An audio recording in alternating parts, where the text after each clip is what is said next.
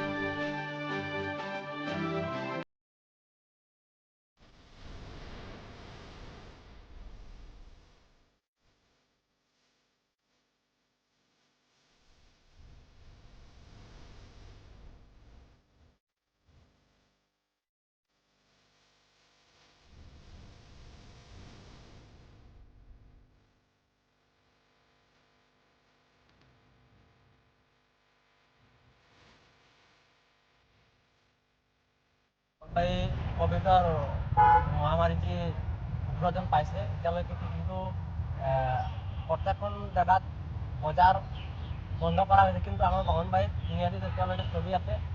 এতিয়ালৈকে কোনো আমাৰ বামুণবাৰী তিনিআলিৰ প্ৰশাসন কোনো ব্যৱস্থা লোৱা নাই। বামুণবাৰী তিনিআলিত গোটেই দিনটোৱে 11টালৈকে বজাৰ কৰিছে। কৰোঁ যে আমাৰ বামুণবাৰীত তেনেকৈ বাঢ়ি গৈছে কৰোণা মহামাৰী, ঠিক তেনেকৈ মই বজাৰখন বন্ধ হোৱাৰ আহ্বান জনাইছোঁ।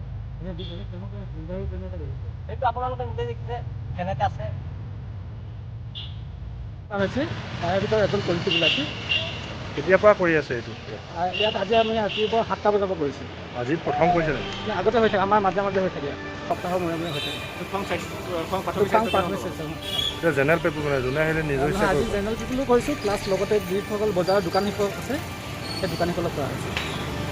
আজি কিমানজনলৈকে কৰিব আৰু? আমি আজি এতিয়া 2টা বজালৈকে কৰিম। 2টা বজালৈকে যিমানজন হয় মানে গতিকে কৰা হ'ব। এই কোভিড ওলোৱাজনক কি কৰিব এতিয়া? তেখেতক আমি CCC-লৈ নিয়াৰ ব্যৱস্থা কৰিছোঁ। কোনে নিব? নবোদয় বিদ্যালয় তাতে আছে, আমাৰ CCC আছে, কোভিড কেয়াৰ চেণ্টাৰ, তাতে তেওঁক আমি নিয়াৰ ব্যৱস্থা কৰিছোঁ।